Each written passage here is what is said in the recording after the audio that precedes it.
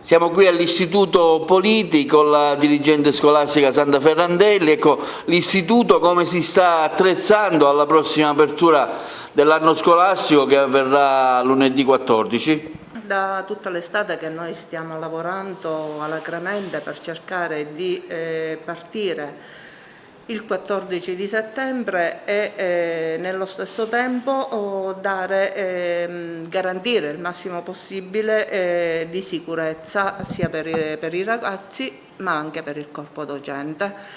Quindi, a parte tutti i monitoraggi che hanno caratterizzato un po' gli avvenimenti di questa estate travagliata e tutte le indagini, misurazione di spazi, banchi e quant'altro,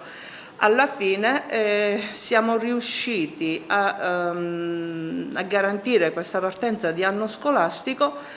facendo ricorso alla didattica digitale integrata, ma nello stesso tempo garantendo anche la maggior parte del numero delle classi in presenza.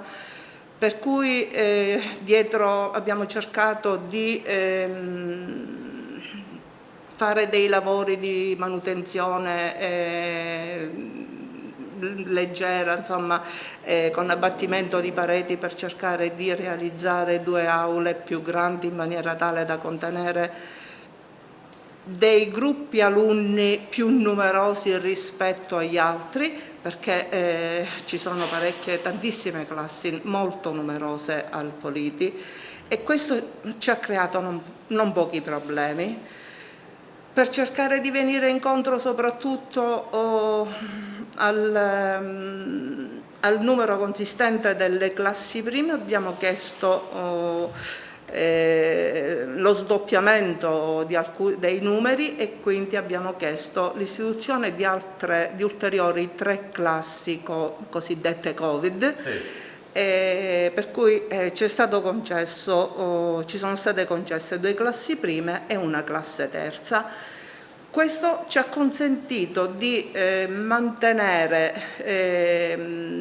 di programmare l'avvio dell'anno scolastico mantenendo l'attività in presenza per tutte le classi prime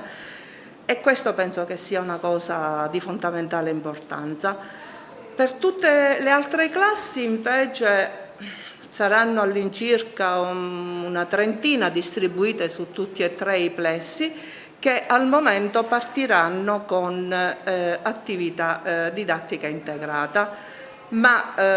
speriamo nell'arrivo dei banchi monoposto, che quanto prima si dice dovrebbero essere consegnati alle scuole, e nel momento in cui avremo questi banchi monoposto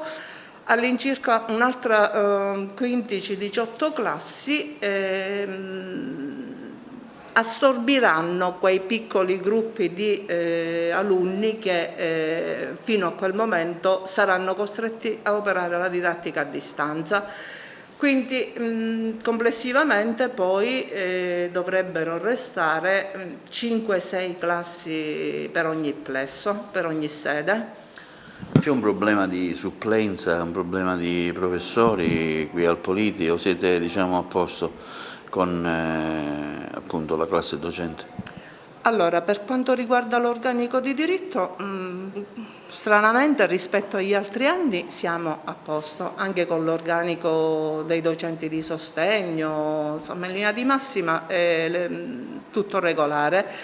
L'unico personale che ancora ci manca invece è il personale di queste 3 classi Covid che ci hanno concesso, anche se devo dire è arrivata comunicazione da parte del provveditorato che ci hanno concesso un'unità e mezzo, un docente e mezzo praticamente da distribuire, un po' da vedere per quale classe di concorso, e invece per le altre, per completare il consiglio di classe delle 3 classi dovremmo usare i docenti del potenziamento che già ci sono. Chiaramente questo comporta poi anche dei problemi a livello organizzativo, perché sono delle risorse che vengono meno nella gestione dell'organizzazione quotidiana. C'è un po' di preoccupazione nell'ipotesi si verifichi che qualche ragazzo possa avere,